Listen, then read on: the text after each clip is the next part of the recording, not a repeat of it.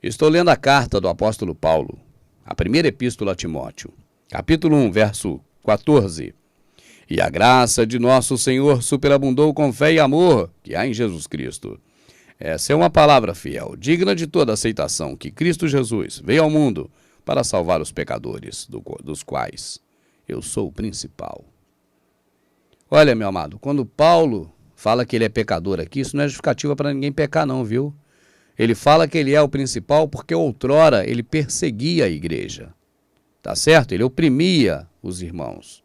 Por isso é que ele fala que ele é o principal pecador, mas hoje remido, tá certo? Quando ele escreve essa carta, ele é um pecador remido. É isso que ele está dizendo. Mas por isso alcancei misericórdia, não estou dizendo? Para que em mim, que sou o principal, Jesus Cristo mostrasse toda a sua longanimidade, para exemplo dos que havia de crer nele, para a vida eterna. Isso é para a gente não julgar também, viu, meu amado? Às vezes a pessoa está lá do outro lado, fazendo tudo o contrário, mas pode ser um ungido de Deus, pode ser um Paulo, um Saulo. Isso é para a gente não ficar tirando pedra nas pessoas.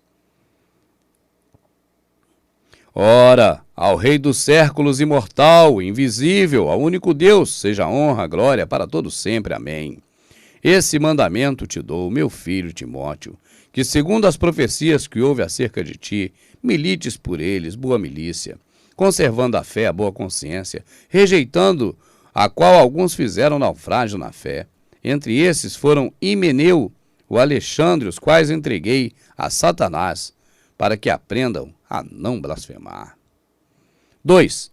Admoesto-te, pois, antes de tudo, que se façam deprecações, orações, intercessões e ações de graça por todos os homens, pelos reis e por todos os que estão em eminência, para que tenham uma vida quieta e sossegada em toda a piedade e honestidade.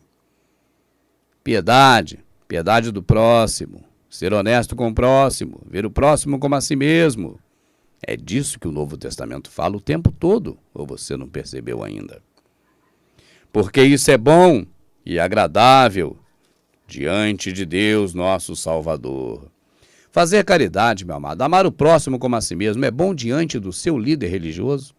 Ele leva em conta isso? Ou será que ele leva mais em conta um gordo dízimo no final do mês? Ou no início do mês?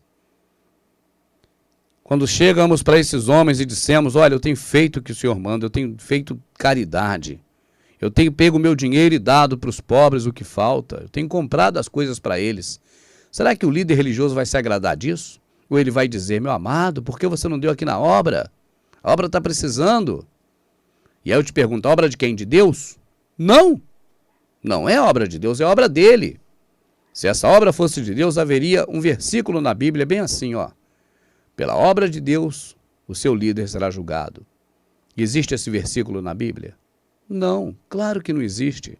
Porque cada um é julgado pela sua própria obra. E a obra de Deus o homem não pode fazer. Leia, meu amado. Isso é verdade.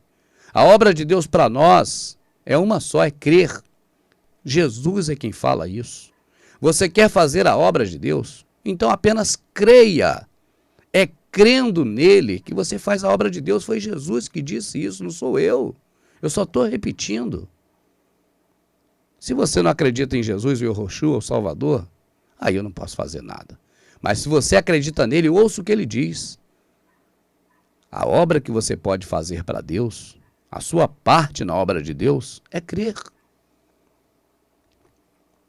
Nós vamos chegar lá em João. Eu vou ler o Evangelho de João com você, você vai ver isso detalhadamente, mas você pode ler antes também.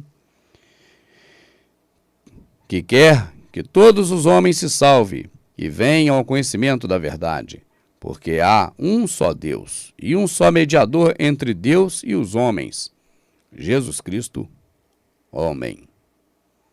Pergunta: você já ouviu falar em Jesus Cristo, homem, em outra passagem?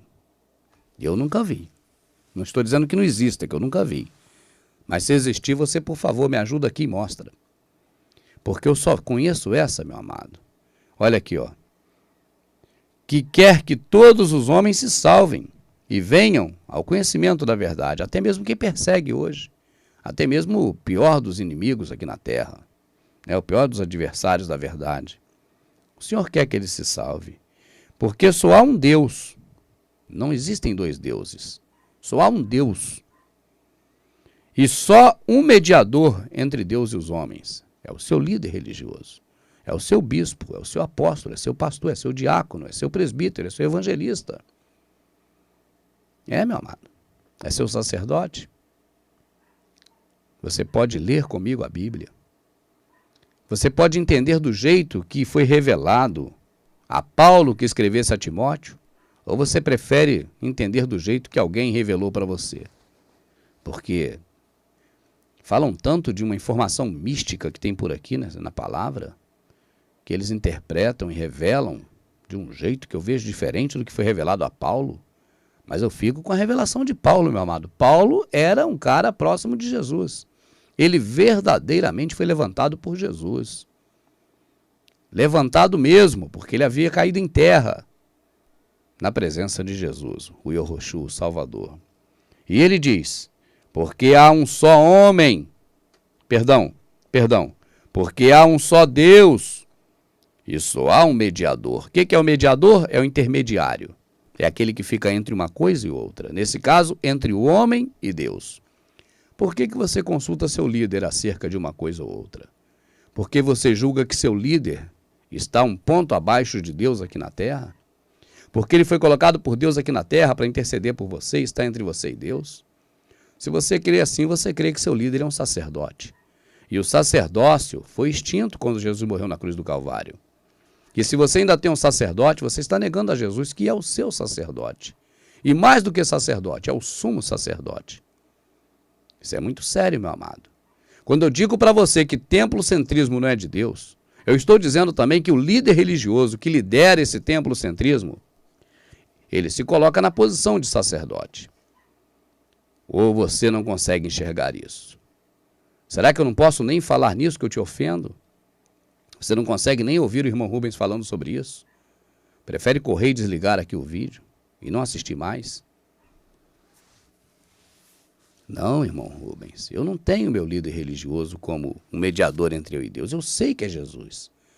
Mas a palavra de Deus, meu amado, ela não quer hora nenhuma que você saiba de nada. Ela quer que você pratique o que você sabe.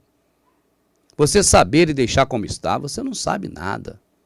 Você tem que saber e praticar como está aqui na palavra, meu amado. É para isso que ela foi escrita, não é para você saber, não é para você praticar. E é claro que praticar você tem que saber, mas você já sabe. Agora eu creio que só falta praticar. Capítulo 2, verso 5. Porque há um só Deus. E como há um só Deus, também há um só mediador entre Deus e os homens. Jesus Cristo, Yohoshua ungido. Homem.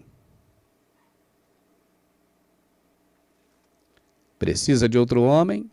Não tem desculpa, meu amado. As coisas do Senhor são muito sérias. Quando Paulo, apóstolo de Cristo, quando ele disse Jesus Cristo, homem, ele está dizendo para você que você não precisa de outro homem. Porque o Espírito que está em vós o capacita a todas as coisas e não há necessidade que ninguém vos ensine. Está escrito. E aqui, quando ele escreve a Timóteo, tem uma formiga aqui, alguma coisa me irritando. Me perdoa, meu amado. Eu não paro de gravar por causa dessas coisas. Pode ficar coçando, eu coço e continuo. Porque há um só Deus e um só mediador. Assim como há um só Deus, há um só mediador entre Deus e os homens. Jesus Cristo, homem. Se Jesus Cristo, homem, não é o suficiente como seu mediador, você continua aceitando outro homem, a quem você pode chamar de pastor, de bispo, de arcebispo, de diácono, seja do que for. Agora, depois não dá para reclamar. Eu continuo.